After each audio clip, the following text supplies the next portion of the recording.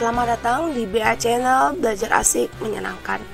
Kita akan belajar hari ini muatan pelajaran SBDP dengan topik tari daerah.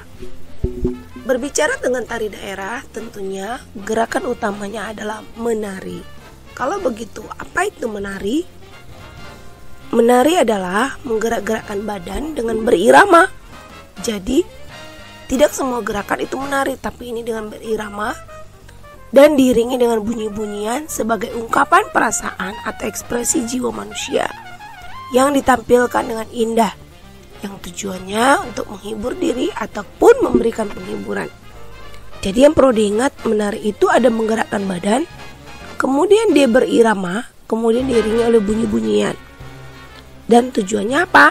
Untuk ungkapan perasaan atau ekspresi manusia untuk menghibur diri ataupun memberi penghiburan.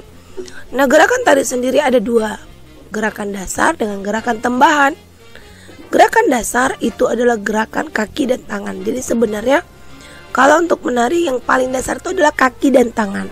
Sementara untuk gerakan tambahan sendiri itu adalah gerakan kepala, mata, dan pinggul. Jadi kalau ketika mata digunakan untuk sebagai tambahan gerakan tari, kepala, pinggul itu hanya gerakan tambahan. Tetapi yang utama itu adalah gerakan tangan dan kaki. Next. Oke, kita akan coba belajar jenis gerakan tangan pada tarian. Itu ada kepelan, mereket, nyawang, sembah, dan jiwir sodar. Oke. Kepelan itu adalah ketika tangan kita kelima jari mengepal ya. Oke, mereket itu telapak tangan dikepalkan. Nyawang itu tangan ditekuk ke depan seperti hormat ya. Kemudian kalau sembah ya seperti menyembah ya kan.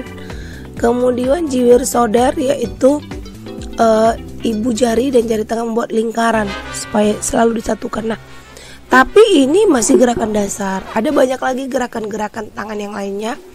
Apalagi ketika itu tari-tari daerah yang tentunya punya gerakan kekhususan tersendiri. Seperti misalnya untuk Jawa Tengah, kemudian untuk yang di di Kalimantan misalnya punya istilah-istilah tersendiri. Nanti kalau kamu ingin mendalami itu, kamu bisa masuk ke klub seni tari misalnya seperti itu. Oke, kemudian gerakan kaki. Gerakan kaki pada tarian itu ada kengser, kemudian itu menggeser dari kanan ke kiri ya. Kemudian ada mendak, itu lututnya ditekuk menghadap keluar, dia kayak jongkok gitu ya. Tanjak sikap berdiri, karakter peranan. Kemudian ngurundo, ya kan. Kemudian andek kembar, kemudian jangreng. Lalu ada sasak, kemudian ada silamando, ada celik deku, kemudian ada calik jengkong. Nah, ini juga sama seperti gerakan tangan tadi, hanya beberapa dasar gerakan. Tapi di beberapa daerah ada lagi gerakan-gerakan lainnya. Misalnya kayak di Toba ada namanya manerser seperti itu. Kemudian, nah musik dalam tari. Musik dalam tari ini sangat penting. Kenapa? Dia memberi warna dan karakter pada tarian dan juga memberikan penekanan nilai estetika atas gerakan yang dilakukan. Misalnya ketika musiknya sangat lambat mungkin, atau musiknya mengiringi sesuatu kisah yang sedih, atau musiknya memberikan suasana untuk menegangkan, musiknya dibikin jung jung jung jung jung seperti itu.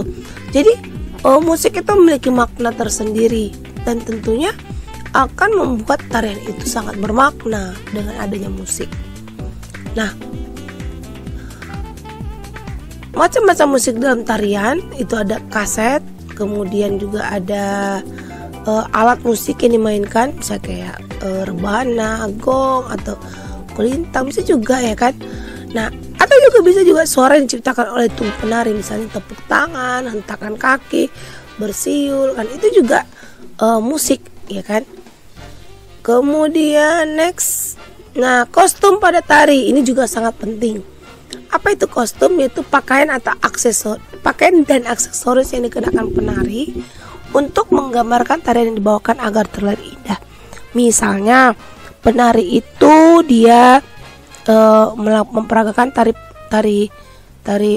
piring misalnya, atau tari kupu-kupu. Tentunya kostum yang digunakan Untuk mendukung tarian tersebut, dia menggunakan pakaian dan aksesoris kostum yang untuk memperkuat makna tari tersebut, ya kan? Tapi ingat, kostum yang digunakan harus enak dipandang dan tidak mengganggu pergerakan penari. Jangan juga kostum itu malah membuat si penari sendiri tidak bisa bergerak ya. Jadi tentunya enak dipandang dan tidak mengganggu pergerakan penari.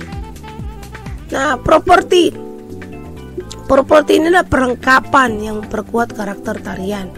Apa-apa aja yang bisa dijadikan properti, misalnya kipas, pedang, tombak, topeng, panah, keris, selendang, dan masih banyak lagi ya.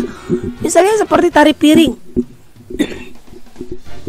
Tari piring itu propertinya ya piring kecil, ya kan. Kemudian tari kipas ya kipas seperti itu. Jadi memang properti ini juga memperkuat makna tari sama seperti kostum tadi. Oke, next. Nah, tari kreasi daerah. Tari kreasi daerah adalah tari khas daerah yang diberi sentuhan inovasi. Nah, kalau tari daerah tadi khusus memang dia tanpa ada inovasi ya, masih sangat alami, sangat dasar. Nah, sementara kalau tari kreasi daerah itu ada inovasi, baik itu entah itu gerakannya, entah itu musiknya, entah itu pola lantainya, atau kostumnya, atau propertinya agar terlihat modern dan dapat diterima oleh masyarakat. Oke, contohnya adalah itu tari Manukrama dan tari Garuda Nusantara. Ini yang kreasi daerah ya. Contohnya adalah ini, kalau Manukrama itu ditampilkan di pesta di Bali, itu dari Bali ya. Kemudian 5-7 orang penarinya wanita, lalu menggambarkan perilaku sekelompok burung yang ada di rawa-rawa ya, di air atau rawa. Kemudian tapi tari Manukrama ini adalah perpaduan tari Bali, Jawa, Sunda yang dimodifikasi. Nah, ini contohnya yang tari kreasi daerah. Kemudian tari Garuda Nusantara ini dari Jawa Tengah ya. Kemudian menggambarkan burung Garuda yang memamerkan keindahan, kegagahan dan kelincahannya. Lalu dia ada gerakan berjalan, mengibaskan sayap, teknik bertarung dan terbang. Ini menunjukkan bahwa burung Garuda adalah raja dari semua burung, sekaligus betapa layaknya burung Garuda jadi lambang negara.